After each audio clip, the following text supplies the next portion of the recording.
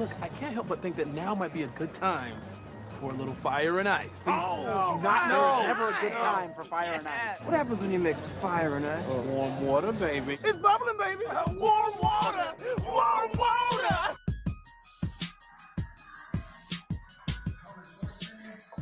It is a Saturday afternoon. We are live over here at Buffalo Wild Wings. Mike Tipton, Brandon, the Iceman Cone, together. We are fire and ice. We are back our second time here, Brandon. Lovely. At our new location, Buffalo Wild Wings, 655 Sunland Park Drive. They got all kinds of specials. We'll talk about those coming up in just a little bit today. But we are also joined by the General Manager, Senior Vice President of the El Paso Chihuahuas, Brad Talor. Brad, thank you so much for being here on the show with us today.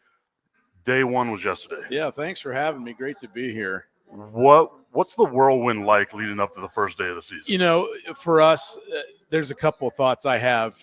One is we're very fortunate to have a terrifically good and seasoned full-time front office staff. Like, I don't worry about us getting to opening day because their efforts and their energy is always terrific. And I'm talking from the time we finish in September, we start working right away for the next year. Like, we don't vanish and take time off. We get it together.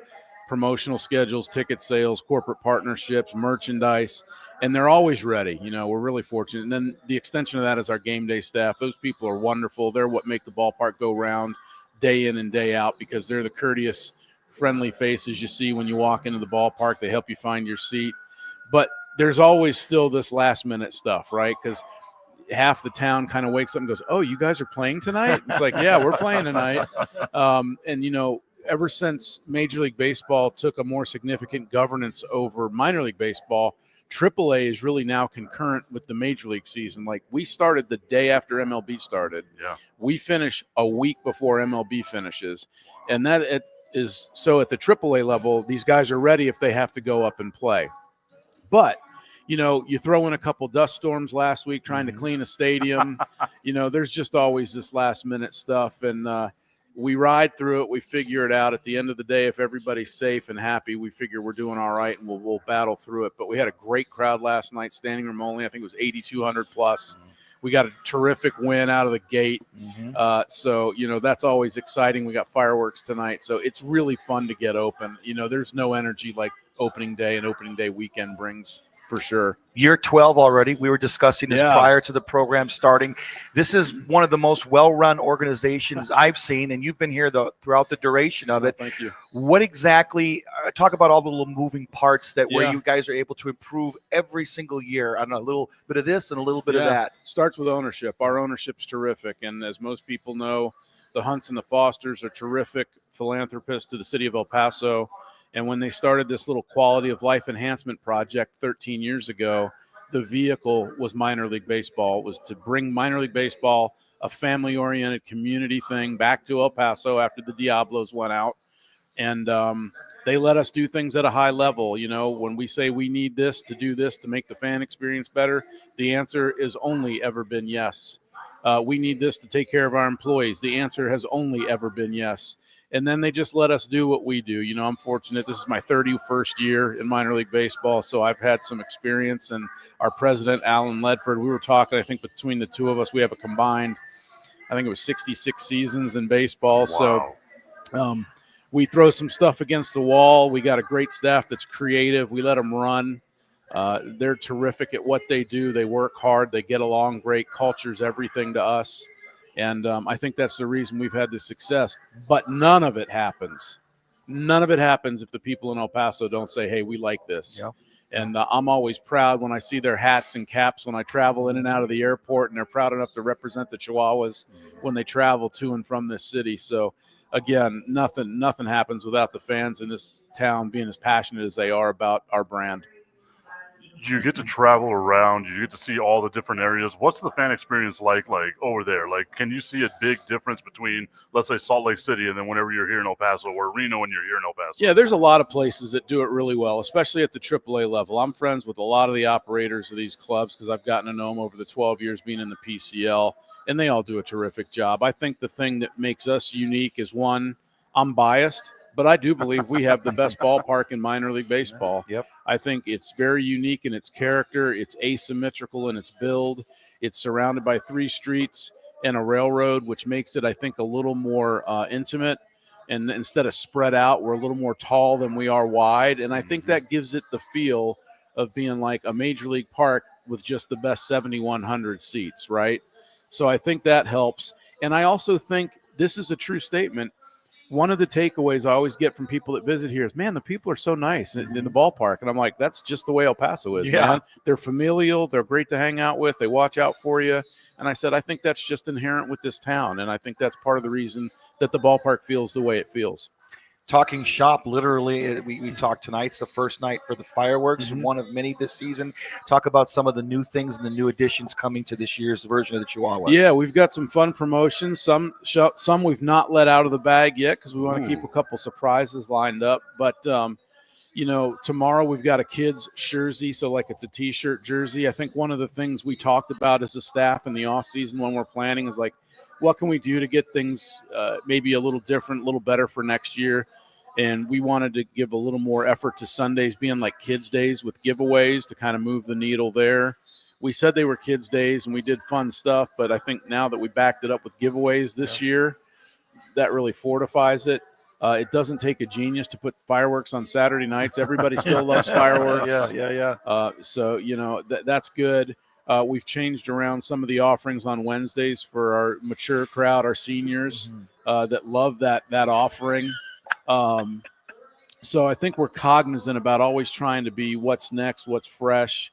You'll see some of the promos that are going to get unveiled and introduced later, but we've leaned on a few more giveaways than we've had in the past, which are always popular. Who doesn't like those? Yeah, exactly. I mean, come on now. And we try to make them good ones that you can either wear or that we know is going to be placed on a desk somewhere. Like it'll live past the night that they get it, and it doesn't just get thrown in the closet somewhere. So we're big on that stuff.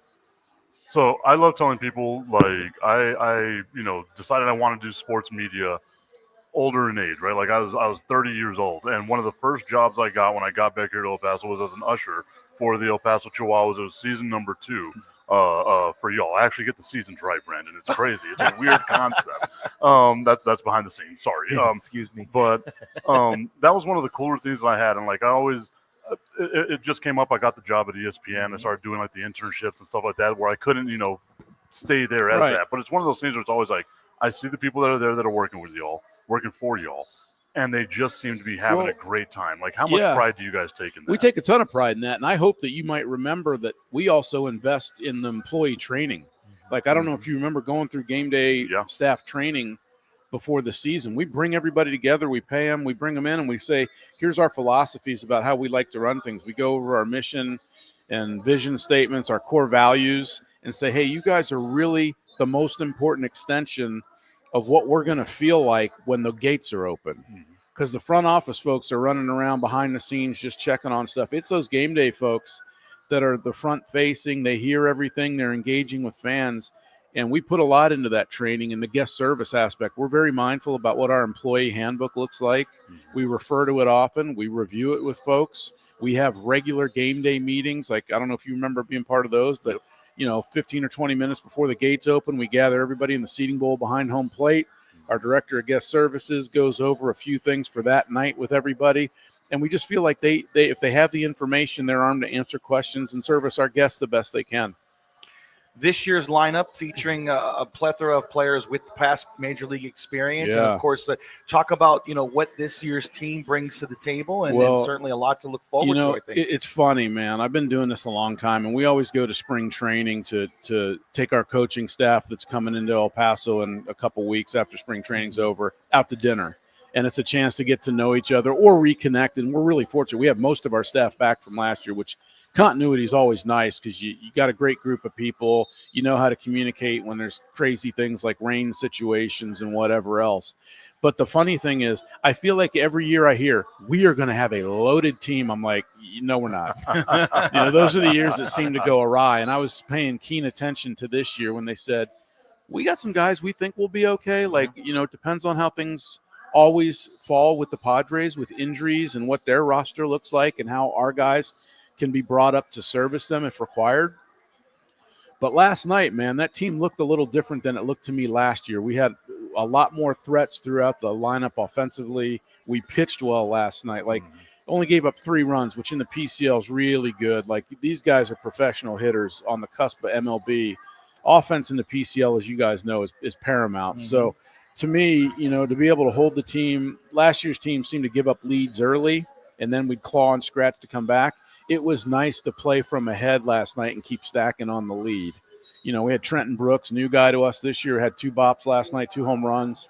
So it's always fun to get guys like that involved and going. Starting pitcher Berger did great.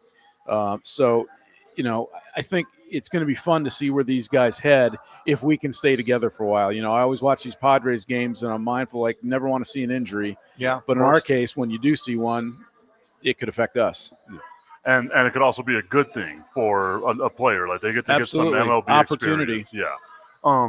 Were you surprised? Because I'm sure, like, you had to have known before you came here, the ball flies out of any stadium here in El Paso. Were you surprised at the frequency of which the balls fly out of the stadium? Well, maybe a little bit, but I don't know how many people know this, but we're one of the few cities in minor league baseball that's required to have a humidor.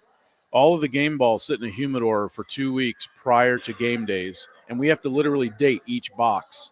And by the way, we go through 10 boxes, which is 12 baseballs in a box per night. Wow. So we go through about 120 baseballs per game, but they all sit in this humidor so that it levels out the playing field, so to speak. Like Colorado, the Rockies have a humidor, one of the teams in Major League Baseball that has one. So it's designed so that you're not playing these 20 to 18 games every night, because the ball does fly at higher elevation, thinner air.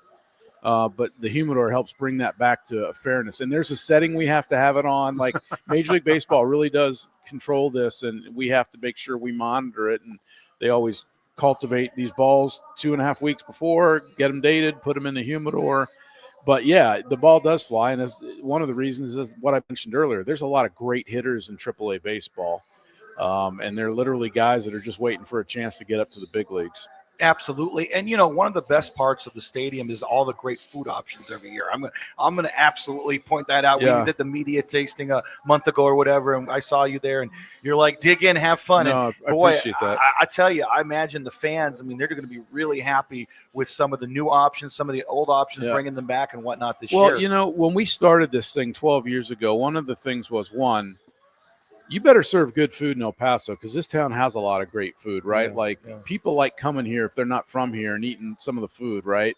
And we thought, we're going to have the staple items like the hot dogs and the hamburgers and the nachos.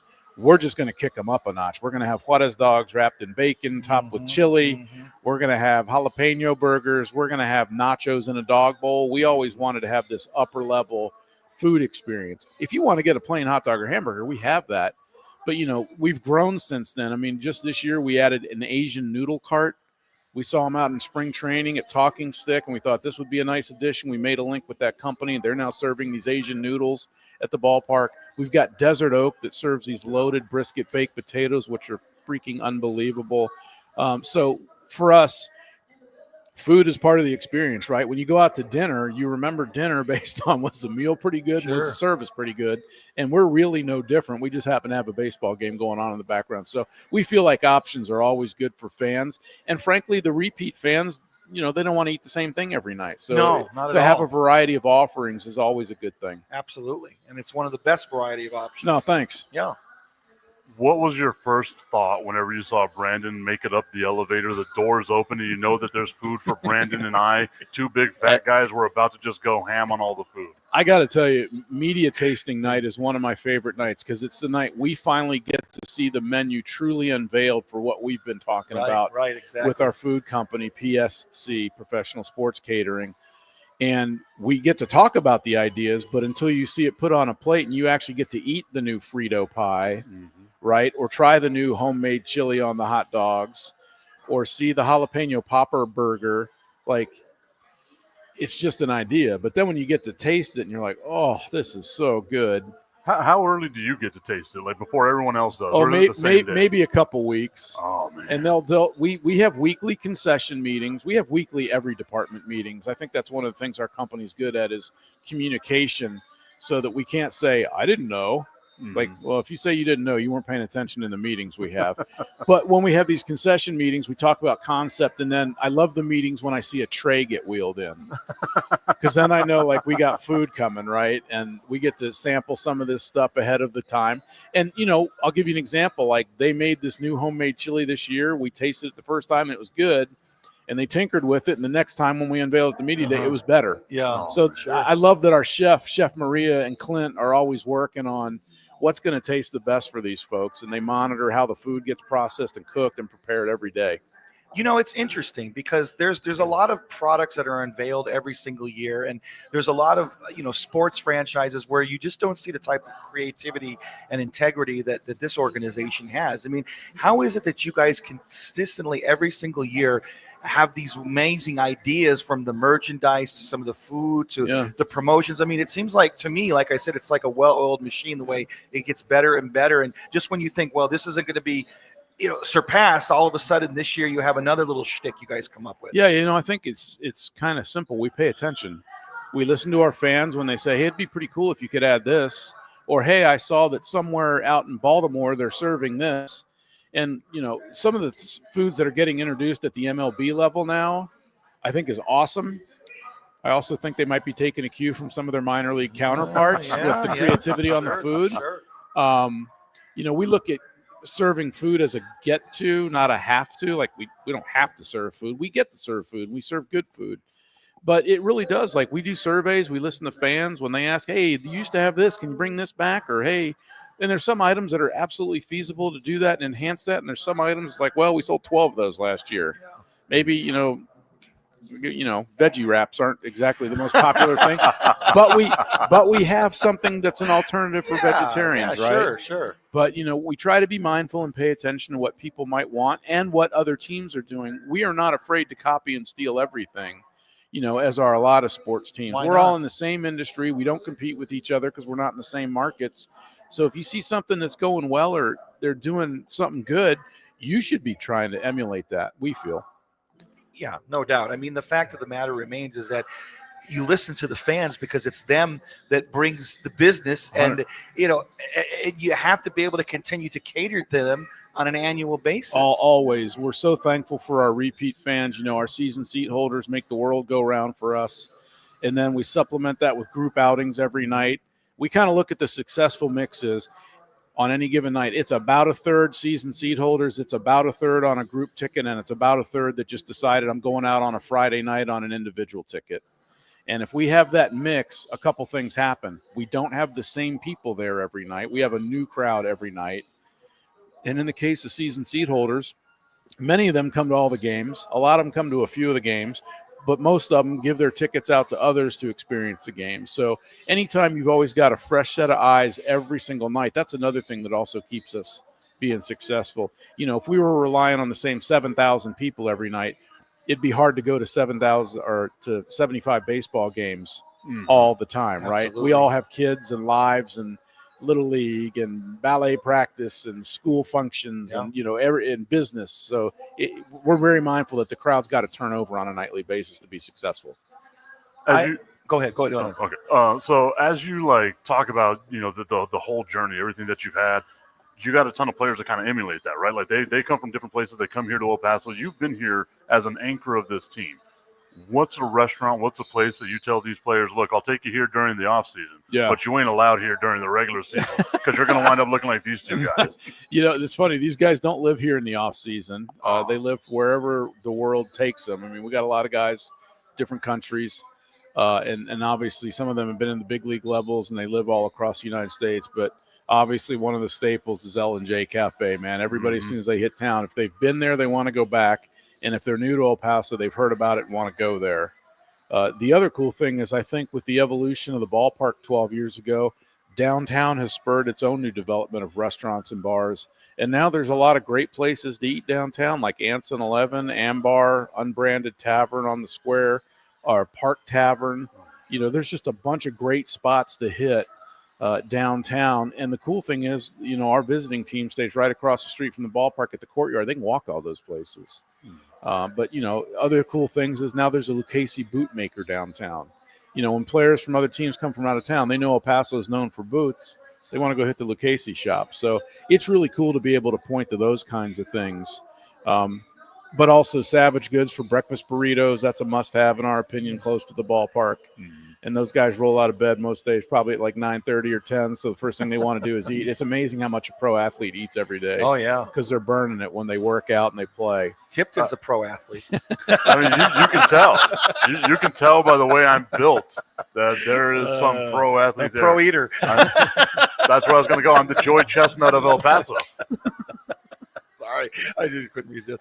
I love the bowls. I always collect them for my dogs, you know, and my new dog now. I got a puppy a few months back. She experienced it, but then she chewed it up. So talk about the bowls and all that for the nachos. They have new designs this year, the same ones as last year. New design. And you know, one of the things we talked about when we when we named this team the Chihuahuas 13 years ago, and everybody kind of went, "What?" Yeah, right. I thought it was ridiculous. But then 48 hours later, we had sold merchandise to all 50 states and 11 countries. We figured, you know, cartoon dogs are probably pretty popular, huh? Yeah. And we were relying on that when we unveiled this brand, and it's been super successful. We're the #1 merchandise team in minor league baseball last year, which I'm super proud of out of 120 teams. But everything we do is hopefully an extension of our brand. It's why we serve nachos in a dog bowl. It's why the top of the big dog house, the building in right field, is the woof top. Like everything we do, you know, the barking brigade, the bark brigade is our promo team. You know, everything, the kennel cleaners is our post-game cleaning team. They have their own T-shirts, say kennel cleaners. Everything we do is an extension of the brand. We really live it every day and promote it, and we believe in it urgently, passionately, and excessively all the time. I was living in Alaska whenever the name was revealed about the El Paso Chihuahuas. I remember saying to myself, I love that damn name. Yeah. Like, I don't know why other people didn't love it. I was all in on it, right? And I think I was one of those people, whenever you said you shipped it to 50 states, I might have been the one in Alaska because I was this guy saying that's going to be my team. And that's why, like I said, whenever I moved back to El Paso, the first thing I did, I enrolled at UTEP, said I wanted to be on the radio. Next thing I did is I walked over to the ballpark. I was lucky enough to see that you guys were going to have a hiring fair. I think it was like 2 or 3 days later. And I was like, I'm going to work for this team now, and we're just going to see how this goes. So that was kind of the way that went. I think also one of the things that made the Chihuahuas name come around quicker than it could have, the logo's great. Yeah, it is. Oh, yeah. The dog head that we first unveiled, it still stands 12 years later, the black and red colors.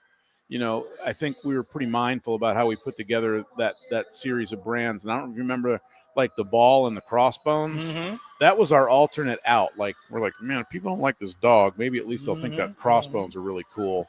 And the crossbones kind of fell to the bottom. Like, everybody just gravitated to the dog. They like the swinging dog, the dog head. We unveiled the howling dog several years in. Yeah, that one's with cool. The EP around the hat. I like the one with the sombrero. That's the howling dog. That's the howling dog, yeah, right? And those are just, again, we're always thinking about how does this brand evolve. Sure.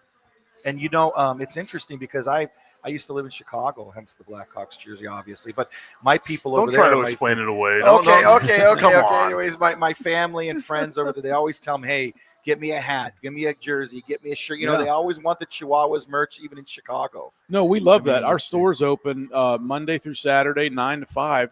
And it's awesome to be downtown when there's conventions and people like, they leave the convention, they come from their hotel and say, hey, I got to grab a hat or a T-shirt while I'm in town, or a jersey. And that tells me that it truly is a national brand. People think it's fun, it's relevant, and we love that. And we try to keep everything we do fun and relevant. That's, if we're not having fun, we're doing it wrong. All right. Which one of the I guess logos, brand, merch, anything like that, which one of those is your favorite? Because I loved the baseball with the crossbones on it. Like, I have a couple of those hats. I think I got like a couple of towels, just like little things like that, right? I love that. And to hear you say that it's at the bottom of the barrel breaks my heart. I think I've got to start spending more money. That doesn't mean it's not successful. It's just, it reminds me that the dog's popular. Yeah. But for me, I like when we introduced the howling dog.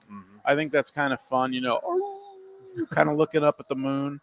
And one of the extensions, if you remember, the hat or the jersey that we wear with that hat is a pretty unique jersey. It's got serape sleeves. Yeah. And I think we were one of the first teams that kind of tinkered around with the jerseys and like, what can be different about this jersey than other jerseys that just have piping? And we're like, well, a serape, that'd be pretty cool for El Paso to see. Did y'all anticipate whenever that dog jersey came out? It was just the full face of the full dog. face. Did y'all anticipate that was going to turn into what it turned into, the media storm that came into? We thought it was fun and unique, and I got to tell you, I got to give a tip of the hat to Cody Decker. He was on that team when we introduced that, and Cody helped us have fun with that. And one of my favorite pictures is him rounding third base, kind of like this, and all you see is his broad chest and that big dog head. And that went so viral for us that, all of a sudden Mina Kimes is wearing it on ESPN. Keith Olbermann wants one. We ship him one. And I'm like, that's pretty cool that it caught that fire that big. And honestly, the tan jerseys we're unveiling tonight are an offshoot of that dog head. It doesn't have the dog head on it, but it's the same tan color with a Chihuahuas word mark, similar to the one I got on today on the front of a shirt. And we thought that'll just be a fun extension, new jersey, new look to have for this year. Yeah, it never ceases to amaze me. It gets better and better. And I mean, you know what? One of my favorite ones, honestly, is the one that says El Paso. I got the gray one that says the El Paso in red. It's funny. You asked me that a minute ago. I really like our EP. I think our EP is iconic. One of the greatest compliments we get is local print shops illegally steal that all the time. Oh, really? Oh my God. Funny. It's unbelievable. But you know what? They're putting it on kids' jerseys, softball jerseys for girls. And it's like, how mad can we get about that? Like, sure. We know what's going on and it shouldn't be, because it's like reproducing a Cowboys logo without permission. But that EP just tells me that people are proud that that's what represents their city. It's got the star on the mountain and the P. And it's just cool to see that out and about. And you're absolutely right. When we're on the road, the only thing we wear is our city name across our chest. That's good. We have a gray one that says El Paso. We have the solid black one that says El Paso. We may or may not be dropping a new road jersey for 2026. I like that. I like so, that. we're always thinking forward. And the funny thing is with MLB, we've got to be a year ahead of the curve. We're already working on identities for 2026. Wow. Like, they make you do everything a year in advance so that it can get in the merchandise queue nationally with the vendors like New Era and Nike and Majestic and all these companies that make this stuff. So we've only got a couple minutes with you. I know you got a busy day. Opening day was yesterday. Y'all get a big win this weekend. I know you guys, all of y'all, have been just amped up, ready for these games. Invite people out to the park. Let's get everyone out there. I know it's a Saturday game, so it's probably already sold out. But let's talk about tomorrow. Well, we got tickets available, but you know what? Part of the speech I give today to our staff at our staff meeting at 3:30 is, guys, you know what the hardest day of the year is? And half of them have heard this spiel before. The other half will have no idea. And I say it's today. Right. We had the adrenaline cranking Friday night for opening day. We got past it. And now it's Saturday. Now we level into the next 74 home games. Yeah, exactly. And how do we bring the energy tonight that we brought yesterday, even though we're tired and we had the high of opening the ballpark? And tonight's not just another game. We have a sign at every entrance and exit to our office that says, today is somebody's first Chihuahuas game. And we always want that to be a constant reminder to our staff that even though we experience 75 of these a year, somebody's here for the first time tonight. And they deserve to get the show that somebody got their first time a week ago, a year ago, or 12 years ago. Absolutely love it. I mean, I'm excited. Another season is here. I'll be there. He'll be there with bells on. My daughter's there a lot, and she loves working with you guys. No, she I really appreciate that. That's great. I'm glad she does. She always has the Chihuahuas gear, man. And it's tell you what, first run organization. Well, thank you. And we're strategic about that. We figure like the people in the merch shop ought to be wearing our stuff so that fans can see it on people and go, I need one of those. I tell her, hey, you know what? I'm going to get one of those now that I see you wearing it. Absolutely. Coming home with cooler stuff than I have. I was gonna say, if you ever need models for new merchandise, you got two big fat guys here. We'll keep it in mind, man, because you never know what we're going to introduce or when, and we might need people to put it on for us. Yeah. The only downside is it'll look like they put a tarp over the baseball field if they're putting it onto you and I. Hey, speak for yourself. This poor guy. All good. All right, Brad, I want to thank you so much for being a part of today's show. Appreciate it. Best of luck on the remainder of the season. Obviously, I'd love to get you guys on later on. We can talk about all the different types of things that are out there. Real quick, you said that there was a promotion that you haven't told anyone about that you were going to reveal right now. What was that? Yeah. No, that's coming. Let's just say there's two iconic. One's an iconic cartoon from I'm probably the oldest one sitting here between the three of us, so I'll remember it for sure. And then the other one is a super popular band back in the 70s. Cool. So there'll be some stuff that we're going to do with those things later in the year, and you'll hear about them. Looking forward to it. I'm looking forward to that as well. Brad, once again, thank you so much. Everyone will be right back here As we're at Buffalo Wild Wings, 655 Sunland Park Drive. We'll let you all know about the specials whenever we come back right here on Fire and Ice. The Tipping Point with Mike Tipton is brought to you by Dubby. What is Dubby? Dubby is a clean energy drink that is made to give you focus with no crash, jitters, or angst like those other energy drinks have. They also have no maltodextrin fillers and don't use artificial dyes. Dubby contains vitamins, amino acids, a nootropic, and 150 milligrams of caffeine. Dubby's products are made in the USA in an FDA-inspected facility that strictly adheres to GMP manufacturing guidelines. All of the flavors are unique and custom-made by Dubby, and you'll never taste our taste anywhere else.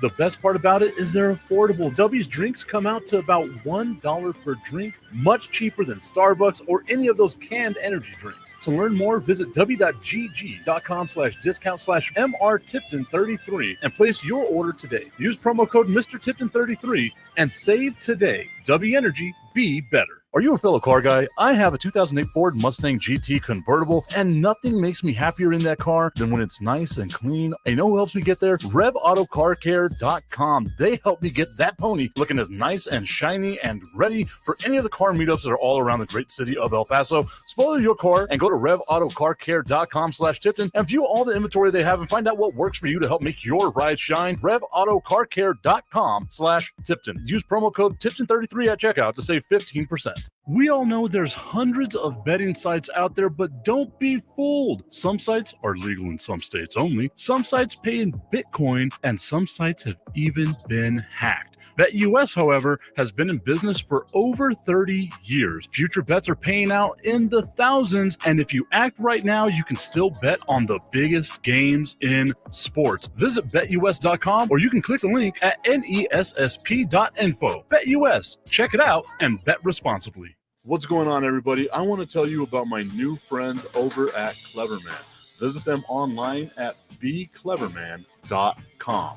What they gave me was the energizing face and beard scrub along with the Cleverman face scrubber. And trust me when I say this, the energizing face and beard scrub smells amazing. Combining it with the face scrubber, making sure that your boy was looking as good and sexy as possible, opened up a whole different sensation in my face that I haven't ever felt before. I felt so clean, so fresh, and so clean, like Outcast said, and it helped me feel like I was ready for my day. Make sure you visit them online at becleverman.com and follow them on Instagram at clevermannyc. The link is up in my bio if you want to check out all the amazing products they have. Visit them online, becleverman.com. Look, I can't help but think that now might be a good time for a little fire and ice. Oh, not know it's never a good time for fire and ice. What happens when you mix fire and ice? Warm water, baby. It's bubbling, baby. Warm water. Warm water. A big thank you to our friend Brad Taylor joining us here on Fire and Ice. Mike Tipton, Brandon, the Iceman Cone. We are hanging out over here at Buffalo Wild Wings. Brandon, you can already see all the TVs are going. We've got some NCAA tournament action going on right now as the women's brackets are getting looked at right now. Haley Van Lith and TCU taking on Notre Dame right now. That's the game that's on the airwaves right now. It's in the third quarter, so what that means, Brandon, is that halftime just finished. And if I'm remembering correctly, yes, they have themselves a halftime special here with our friends over at Buffalo Wild Wings, 655 Sunland Park Drive. I'm bringing up the specials right now. I remember it was $4 appetizers. There's certain appetizers that are $4. You have to remind, was it the fried pickles and like the here we go, $4 apps. We got, it's very tiny. Let me see this a little bigger. There you go. Yeah, that's what okay. I can't say. Never mind. We are on a live show. Sorry. All right. What do we have here? $4 house beer. Wild Herd, $5 Coors Light, $4 Jameson's. We also have $6 Kona Big Wave. And then the halftime drill, of course, during the game that's being broadcast here, They do have specials on appetizers, and of course, they do have new sandwiches. I tried that chicken parm melt last week. Excellent. You tried the steak one. Yes. Freaking awesome, right? Yes. Good grease here, man. I cannot wait till the show is over. That's always one of my favorite parts. When the show's over, yeah. I get to be a big fat guy. Oh, yeah. Me too. Oh, yeah, there, guy. Oh, you bet. Oh, you bet. Oh, yeah. They have good stuff here. It really is a nice place. So last week, whenever the NCAA tournament and everything was going on, my bracket was doing fantastic, Brandon. It was in the 98th percentile, got as high as 99.2, and then the wheels fell off, and I'm sitting here now at 82.3%, which is still pretty damn good. Yeah. But it's not great. You know what I mean? This NCAA tournament to me has been a ton of fun. And I know there's a lot of people out there that are pushing back against that because there haven't been a ton of upsets and there's not a Cinderella story and blah, blah, blah, blah, blah. You already know my mindset on all this stuff. Mm-hmm. I want Cinderella there until the clock strikes midnight. And for me, the midnight is Sweet 16. Yeah. Give me my Blue Bloods. Make it as fun as it can possibly be. Texas Tech getting that that overtime win, winning by 2 points, coming back after being down by 16 with less than 5 minutes left in the game. Those are the types of moments that I want, the best basketball possible, and I feel like that's exactly what we've been getting these last couple of weeks. Yeah, I mean, obviously you've gotten a lot of chalk, and ultimately, usually once you get down to the Sweet 16 Elite 8, especially the Elite 8, that's what you're primarily with at this point. And again, to me, I understand the naysayer. They say it's been anticlimactic. You haven't had really any big buzzer beaters or huge upsets per se. But I certainly feel that there has been some great stories. I mean, I feel that Arkansas, making it to the Sweet 16 and really should have advanced to the Elite 8 was one of those good stories. But everything else, I mean, Tennessee finally, able to get now to the Elite 8 and see what they could do at this point. Michigan State, it should be very intriguing. I personally have them going out and making it to the Final Four. I chose them as winning that particular region. Mm-hmm. To me, the biggest, if you want to call it the upset of the tournament, was clearly St. John's losing in the round of 32. I thought they'd make the Elite 8. I really did. But again, you're weighing that off their first Big East championship and the fact that this is not a regular season tournament. That's what everybody always forgets. You can throw everything out the window based on what happened. I don't care how hot you were in the end of the regular season. It's a brand new ball game once the NCAA tournament starts. I love storylines, right? Like we all know that about me already. Like I just love storylines. I think that we're getting those great storylines, right? Like even whenever St. John's falls to Arkansas, it's Coach Pitino versus Coach Cal, mm-hmm. right? And I mean, that's like legendary type stuff. They've been doing this for 30 years almost? Yes. If not more than, right? Like just going head to head, being those guys. I'm watching right here the women's NCAA tournament, right? And as I mentioned, Haley Van Lith of TCU. She was jettisoned out of Louisiana Tech, by Kim Mulkey, them all saying, she's not good enough to play at this level. And she is carrying TCU at this moment, averaging over 20 points a game to get them into this. She just hit 3 straight three-pointers to get them a 6-point lead after being down by 9. And you're talking about, like, those are the storylines that I like, right? Like, Cooper Flagg, what's he going to be able to do? Greg Knipple, the weirdest name in basketball. I want him to go pro and have a 30-year career just so that way someone that's a broadcaster can be like Knipple, and I hope he plays with Grady Dick, and then you can be Knipple and Dick. You talk about a broadcaster's nightmare. I like the way they try not to say Dick. Yeah. They're all in there. They say his first name. You know what I mean? It's pretty funny, dude. Well, so my friend, he's been on the show a couple times, Ryan Hollins, he was doing a game with the Houston Rockets, and he was talking about, the Raptors, they had a foul, and he's like, yeah, well, our guy, he was going in for the layup, he got hit by Dick, and you just hear him like in his head, he's like, oh no, I shouldn't have said that. But it just came out. There's just so many bad things that can come with saying that name, and you don't even, I do it on purpose, but it's just a goof, right? It's his name. It's his name, I know. So if you're fouled, you were hit by Dick. On, and you could penetration by Dick. I mean, I could go on and on and on. I mean, it's true though. It's all part of the game, and the big push by Dick. I mean, I'm just saying, you got to be very careful with that. I feel like Brandon is now just being like, you know what, guys, we're going all in. We're leaning in all of it right here. We're just leaning into everything. He wishes he could have broadcast some of his games. So, it sounds like Paradise by the Dashboard Life with Meatloaf, and they had that famous sportscaster who was doing the play-by-play before Meatloaf's partner sings, "Stop right here!" I have no idea what you are referencing. Do you know what it is? No, I have no idea. I know. One of Meatloaf's biggest hits was "Paradise by the Dashboard Lights." Okay. And Phil Rizzuto was asked to do the voiceover that described what was happening in their relationship as they were rounding the bases. And when he heard the finished product, Phil said, "I can't believe you're asking me to do this." Well, all right, then. You know what? You give me a Phil Rizzuto reference as a Yankees fan, I'm a happy guy. So thank you so much for that one, David. I have to look into this because I thought Meatloaf had like a song. And it was the "I'll Do Anything for Love" song. I don't even know that's what it's called. Yeah, "Paradise by the Dashboard Lights." Paradise by the Dashboard Lights. Where you I'm compare. going to have to look into that. Very good. Going to have to look into that one. Okay, so obviously the NCAA tournament, it's been super chalky. I still have Duke as my national champion. Who did you I still have? pick Duke. I had Duke. I remember I was going between them and Florida, but I can't. They have so many first rounders. I mean, the overall number one pick. I've got all four of my Final Four teams still alive me in Houston, in Michigan State, Texas Tech, and in Duke. I have Duke, Texas Tech as my national championship. And yes, I actually went with a team that I do not like, beating my favorite team. And it doesn't feel good to me, but they're so good. The one thing that I'm scared about, though, is Alabama, the game that Duke has today. Alabama coming off of making 25 threes. They hoisted up 51 of them. Great defensive team in Alabama, and that's going to be a challenge. I mean, it's like if this is going to be the one fly in the ointment, it's going to be Alabama, no doubt. I mean, that again, no matter how great a team is, no matter how many future NBA draft lottery picks they have, and the list goes on, it doesn't matter because all it takes is one game. You remember that year Kentucky was unbeatable? And they were like 40-0 or something like that, and they had all those first rounders, and they still got beat in the Final Four by Wisconsin, if memory serves, right? Yep.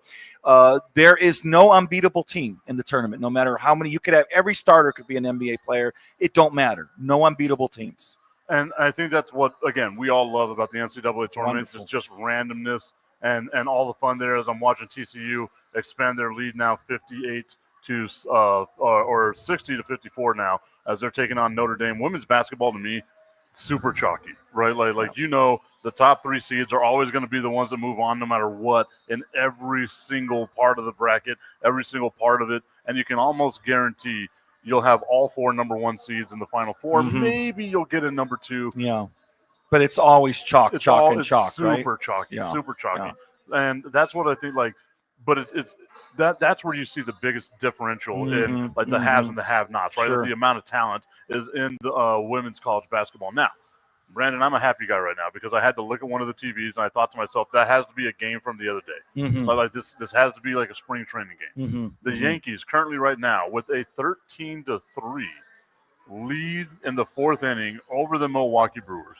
They're going to do everything they can, this team, to win me back. After last week I said there was no chance in hell.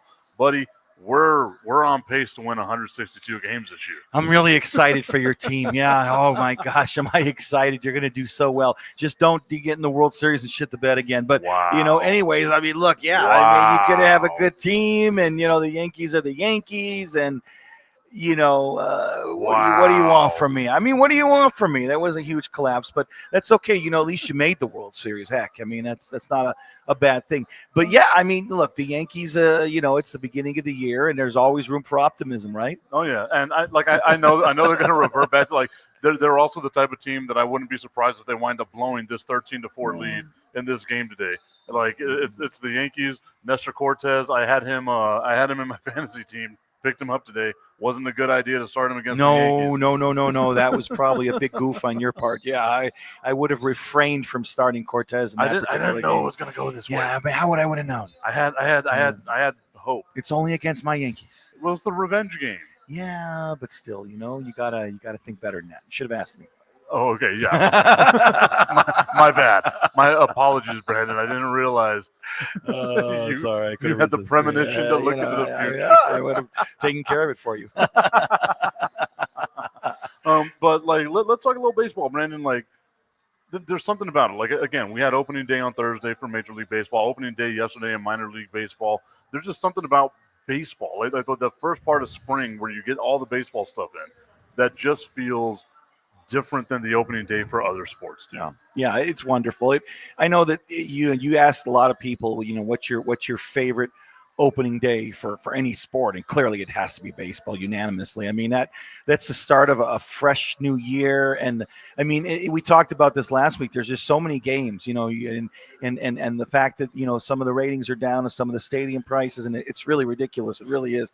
But long story short, there's just nothing like opening day. I mean, there's something that you have to get. You look forward to it. I mean, it's like this is a new beginning, and with the Chihuahuas too, same thing. I mean, I remember asking Angela Levis, our buddy, about opening day, and she says, I still get goosebumps. I still get as excited as I did, day one 12 years ago. I mean, there's just something about it. It's just wonderful. If I'm not mistaken, she told us, she's like, I still, like, I get overwhelmed. I cry. I stand there at home plate thinking to myself, like, this is going to be a thing. Just like the first opening day with the flyover. Remember that? Oh, yeah. Oh, man. It was cool. It's one of the things I love the most about baseball. Like you can really romanticize baseball. Right? What's your favorite major league stadium that you've been to? I've only been to the one. Oh, that's which would be Globe Life. Okay. Yeah. That's crazy. I thought you went to more games. No, but that's a pretty nice one to compare anything to. I mean, I've been to a lot of stadiums. So I've been to Globe Life twice. Like I got to see the Rangers and Yankees. It was the day after Aaron Judge was the game we were there. Yeah. But the other one was obviously Major League Baseball All-Star game. And that's cool. That's right. You were there for the All-Star game. The home run derby, the day of the home run derby, where the worst national anthem of all time was. It's funny you listened to that in person. What was the reaction of the media and of you? So I was there with one of my friends. It's one of my high school friends, Adriana Diaz. Like she kind of went in a little late, and we were like, look, I'm not going to be down on the field like during the national anthem. I say it all the time. It's going to be a national anthem, right? Like it's going to be. I'm not going to get pictures of it. So I go up and we're going to get some drinks. Obviously, we stop when they say, "Please rise, remove your hats for the national anthem," right? And we're sitting there, and like I'm looking, at the TVs in the bar. Behind that, you can see her standing on home plate. Yeah. And I'm sitting here thinking to myself, this is the worst. And all of us are just like looking around at each other like, is this a real national anthem that's going? Like, we didn't have words in the moment. Yeah. And whenever it finished, it was one of those things of like, it didn't get better. Like, you're thinking to yourself, okay, she's going to find her groove. She's going to find her groove, right? Yeah. It was, because the national anthem is what, 90 seconds long? Is that what it's approximately, I'd say, right? It was the longest 3 minutes of my life as I'm not a very sympathetic person, right? I'm not a very empathetic person. Yeah. And I'm sitting here thinking to myself, this woman's life is ruined. Yeah. Because it's just going to be all over the news. And I mean, it was bad, dude. When she said in the Rockets' red glare and I was like, is Tipton singing the national anthem, or is it this famous woman that's just like, what the hell? I feel like I could have done a better job. You would have, but I was watching it live. I was in Chicago, and I heard. I said, "Am I really hearing? What is this? That horrid?" It's like. I try to like live my life without any regrets. That's one of the moments where I'm like, I should have been down on that field. You can't get those 2 minutes back. I should have been on the field because I could have been like, I got a picture of this one of the worst national anthems. She was tanked, right? She was tanked. I think. She said she was. Yeah, but she's just bad. No, she was just that bad. She crumbled under the pressure. Rather. I think that's what it is. Like a lot of people try to make the national anthem their own. How about Patty Cake's doing it recently? Oh, she's doing a fantastic over at job. the Phoenix Suns game. Oh yeah, that was awesome to see that. She did a better job. Oh, 100%. When the bar is so low, it ain't hard to clear. You should have had her singing the national anthem. That would have been better. That's for sure. It would be like someone saying, "I can do a better sports show than you, Tip." Right? Yeah. Go ahead, try it. I'm sure you can. Good job. Good luck. You know what I mean? It's like, geez. The bar is not supposed to be very. No. But again, like I said, it was one of those things, and it like reminds me, right, of like you can have 1,000 great national anthems. Yeah. But that one bad one. That one. That's going to be the one that will sticks live in out infamy. for everybody. That day was a day that lived in infamy in terms of bad performances for a game. That's up there with Roseanne Barr's rendition of the national anthem. The next day, so that was the home run derby, right? Yeah. Like the next day, that's another country guy, and we're like, he doesn't even have to be great. Yeah. He's just going to sound good. Yeah, just like, sound that's better. Just all you got to do. Just this much better than the other woman. Yeah, a slight difference. I mean, he knocked it out the park, but it's because the day before, it was horrid. We heard a chicken dying, singing the national anthem. Like it was one of the craziest things. And I've always said to myself, like I remember that NBA All-Star game, right? Maybe it's an All-Star game thing. Like, people just don't know how to handle themselves in the All-Star games. But that one in, what was it, 2018 with Fergie? Yeah. And she does, like, the weird, jazzy version of it. And it's still one of those terrible ones. But, like, she doesn't know time that it's bad, right? Sure. And the camera gets her as she's like, and the home of the, like, all that, right? Yeah. And she's just like, she looks at her, she's like, I killed him. Right? I'm sitting here thinking to myself, that poor woman, she had to know right off the bat, I don't got it. Yeah. And I just, like, I can't do anything else right now. I got to finish this song. I just can't walk away. I won't be asked back again soon for this, particular job. and that was the thing, too, is I promised myself, because the next day, it wasn't even, I don't even know if it went to the next day. I think it was, like, later on that same day. It might have been that night. Before the home run derby was over, she had already checked into rehab. Yeah. I would say that's a good time, It's like, why even wait till the next day? Well, and then for me, I was thinking to myself, okay, I wanted to follow this. So now you're giving me something like I'm going to be like a dog with a bone on this one. Yeah. I'm going to try to find out what happened. When did she get out of rehab? And then I'm going to be like, we need to have, like, Tosh.0 used to have, like, the redemption stuff. Yes. We need to have a redemption here with the El Paso Chihuahuas. Yes, completely. Oh, man. That would be nice. That would definitely be nice, to say the least. Or we could just have you sing it. I would do a better job. I could try my best to do a great job. I would do a better job than that woman did last year there. That's for sure. I'm telling you, man, in real time, I just felt so bad. I felt so bad. Where's the dump button? 70,000 people were in awe right, I bet. of how horrible your performance was. Like you could hear people like, holy hell, this is this real? This is a thing. This is not real, is it? This is like a fake shtick, right? And you didn't want to laugh because you're like, I'm laughing during the net. It's disrespectful. Yeah, I'm just like, I don't. There's so many emotions here that I don't know how to navigate. Earmuffs, Cyril. Can I cover my ears? I said it a million times. I'm basically a robot. I don't know how to handle these things. I'm just sitting there looking around like, this does not compute, right? Like it was one of the craziest things. I'm glad that I was there though, with someone like, again, a friend from high school, and it was one of those moments of like we just kind of look at each other like that whole like this is happening, and then like the way that I am, I'm hats off, I'm standing at attention basically. Sure. And it's like this is really happening. You're lucky you got to witness it firsthand in person. What an honor. And I wonder about that too. If there's other people that think of it that way, like, man, it's so cool that you got to be at one of the worst. You're right. It'll be spoken about in infamy. It's just epic. That goes in the history books right there. You know what I mean? And Michael Robert Tipton was there in the flesh. Have you ever been to one of those like bad national anthem singing? Never bad, like never even halfway as bad. I've been to an awful lot of them at professional sporting events and for many, many years, obviously, but they've always been pretty good. Like one of the coolest national anthems ever used to be at the Chicago Blackhawks games back at the old Chicago Stadium. They would sit there and say it, even at the New United Center. The way they do it is just so passionate and enthusiastic, and make sure you YouTube it sometime because they go nuts when they do it. Is it similar to the one in Edmonton? It's pretty cool. Okay. It's pretty damn cool. It's definitely epic and known around the sports world quite a bit because it's one of the best in the whole sports world. That and the old Chicago Stadium with the Bulls and this and that. But, I've heard some pretty damn good ones. I've never heard a bad one like that. That's for sure. Never one even close to that bad. No, thankfully. That's what I'm about to say. For the rest of my life, I don't think anyone's ever going to reach that level of bad. So at least I feel good now. No, you're lucky. I am. You're lucky. You should be honored. It was one of the craziest things.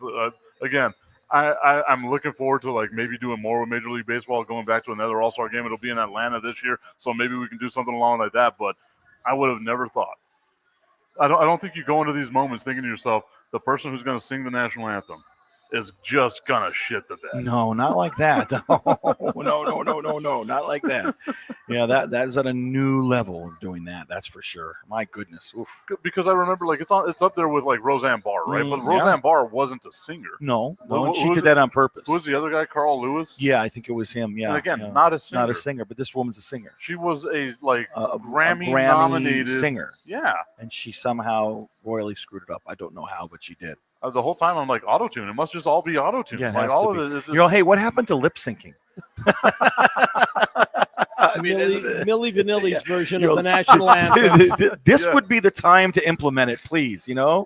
But I'm just I mean, with as tanked as she was, it might have her lips would not have been on. Yeah, sync. you know what I mean. That would have been pretty funny.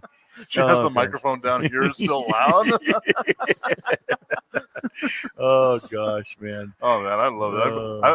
How the hell did we get on this I conversation? have no idea. That's you. That's We're your talking about little thing. baseball. Yeah, there was. And all of a sudden we got to this. Yes. 2 hours later. Yes, we did. It's a fun time. Okay, so Always. again, we're out here at Buffalo Wild Wings. I will go over the thing again. I should have brought that piece of paper. Yeah, but I was wondering. I know you took it last week. I am a horrible Give it to me. I'll hold on to it. human being.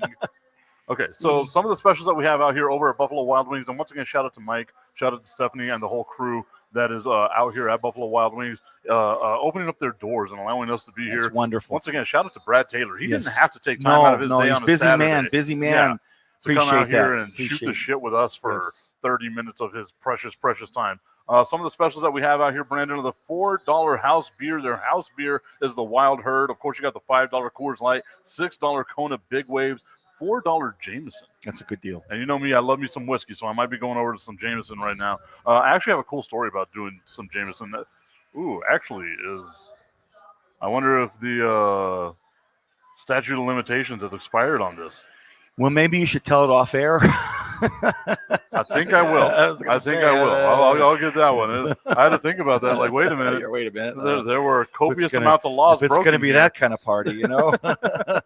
And don't forget they have the halftime drill. So whatever game they have that you can hear throughout the entirety of Buffalo Wild Wings, whenever that game is on halftime, you can go ahead and get yourself a whole bunch of specials. Ask them about their halftime specials. The halftime drill is what they're calling it over here. And it's not just for the women's tournament. It's not just for the men's tournament. It's for both. If it's on air, they have the halftime drill that they're going to be doing as well. They have the new sandwiches, the chicken parm melt. Brandon, Delicious. What was your assessment of that? I liked it. It was good because, you had the chicken parm, you had the bread was really good. Then you had like cheese sticks on it and marinara sauce. And it was phenomenal. It was very tasty. I liked it a lot. A couple of days prior, had the beer cheesesteak. It was absolutely fantastic. And then, of course, they have the beer cheese chicken cheesesteak, which also seems like a blasphemy against all types of cheesesteaks that are out there. Brandon, as always, nothing but fun. Same. A fun time. You're not going to be here next week. The speech and debate tournament at Franklin. Go Panthers.